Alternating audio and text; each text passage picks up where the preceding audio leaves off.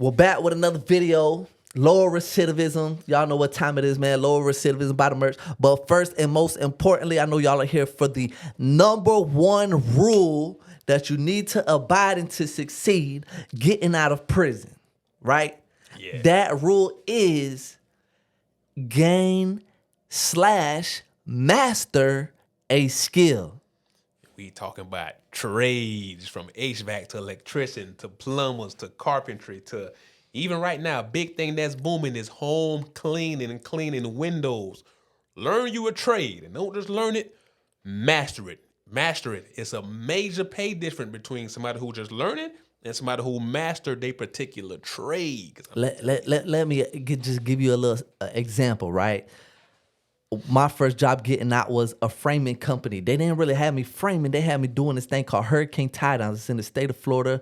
Because of hurricane season, houses have to withstand a certain amount of pressure, right? So I started putting metal and bolts in the bottom of the wall to stay into the foundation, the concrete, right? So I started gaining the skill. I updated my resume and applied at every framing company. 6 companies hit back, right?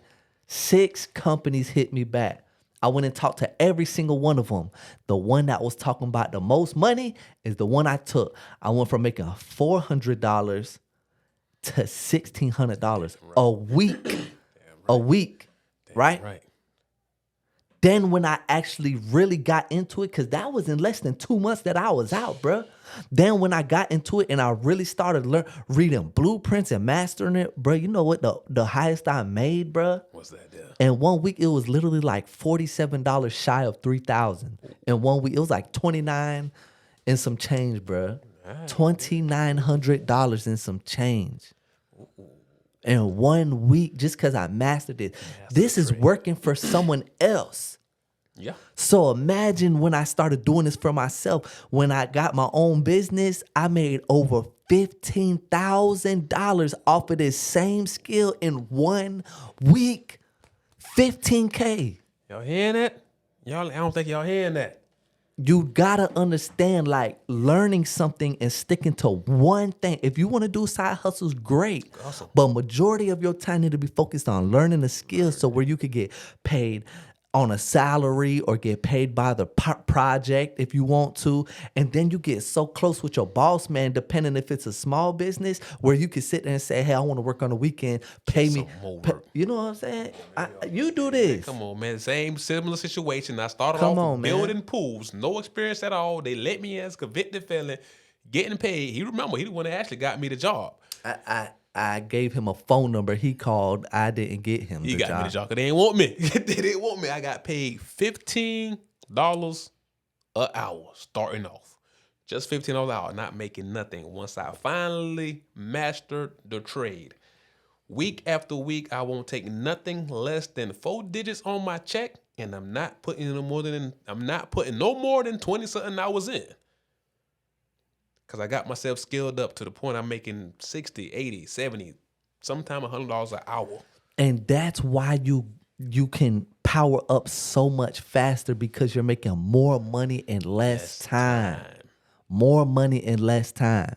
So if you did work for someone and decide to start a business doing the same thing, you'll be able to make more money, stack some money, pay your bills, hang out a little piece if you want to, but have time on the side to really focus on whatever else you want to pursue. It doesn't matter as long as you spend majority of your time gaining one skill. This is why the number one rule in sales is sell to the rich.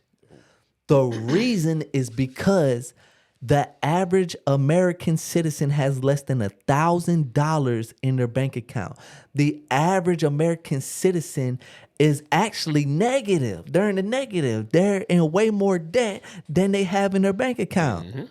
The average American. So let's say we sell we don't sell this shirt for $100, but I'm just giving you an example. Let's say I sell this shirt for $100. If I'm targeting a person that has less than $1,000 in their bank account, a whole bunch of bills because they're in a whole lot of debt, it's gonna hurt their pockets, so they're not gonna want to buy this. But let's say I go to a rich person and I tell them my story behind low recidivism. We're just trying to make sure that people don't commit crimes. Blase swazi. Guess what? $100 isn't gonna hurt their pockets. Now look at it as a trade situation. You get into plumbing, you get into HVAC or an electrician, and you got to go into these people's houses. These people are going to be nitpicking. Oh man, come on. They're going to be trying to negotiate you down because they ain't got that much money. But you go to a rich person. I'm talking about from experience. We're talking from experience. This isn't made up. This is something that we've gone through personally. When I would go to these custom houses, bruh, I never had to sign a contract with these people, bruh. Like the richest home builders that I dealt with that built the huge mansions on the beaches and stuff. When I would go into these houses, they would tell me, hey, do the job. They'd ask me what I want. I tell them exactly how much I want, and they would pay me that, bruh. Yeah, right.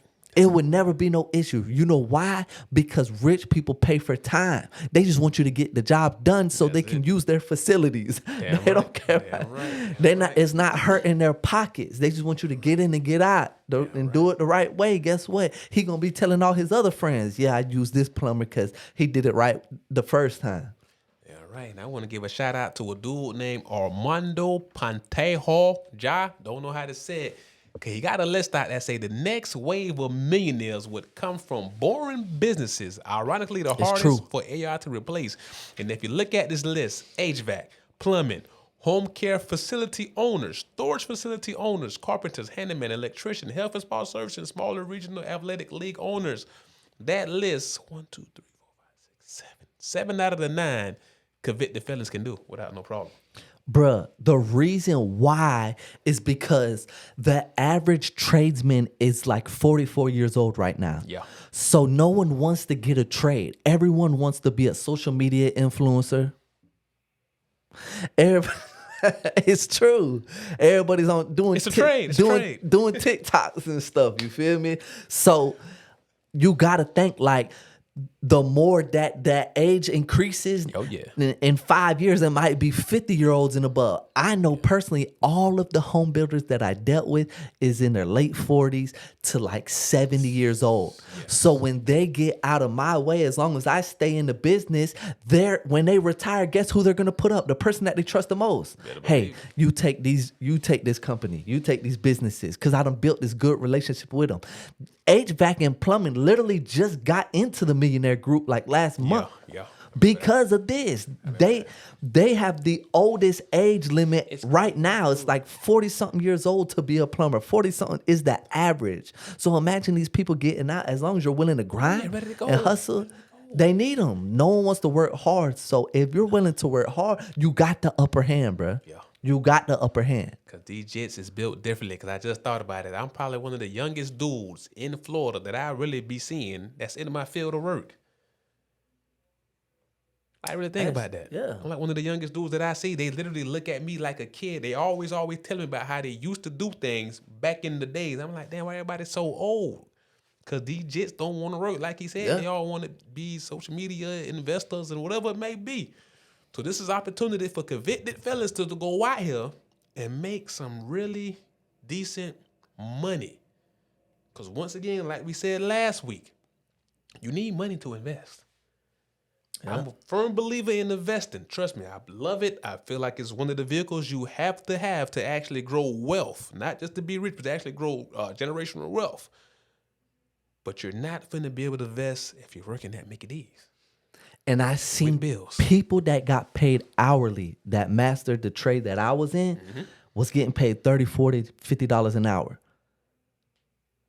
If they weren't getting paid hourly, they were getting paid by the square foot. That means per job. Every job they go, they might say 7 to 18 cents per square foot. So the faster you get that job done, you could go on to the next job. And if you get 2 jobs done in a day, or 3 jobs, or 4 jobs done in a day, that's more money you're making. All that money compile. All that money compile. I'm telling you, man, you gotta get a skill and master it. I don't care if it's tattooing, you get your CDL license, you're driving trucks. You can scale any company. As long as you work hard and you stay consistent, success is based off of consistency. So you gain that skill. Gaining a skill is your value in the marketplace. Oh, yeah. So if you don't have any skills, you're not a valuable person. Nah. You're just another body that someone might need to hire just because they need a body to go in this house and help clean up and sweep up and something petty. And that's it. And trades will always be in demand. They're not going nowhere. House is always going to get built. Electricity, AC is always going to go down.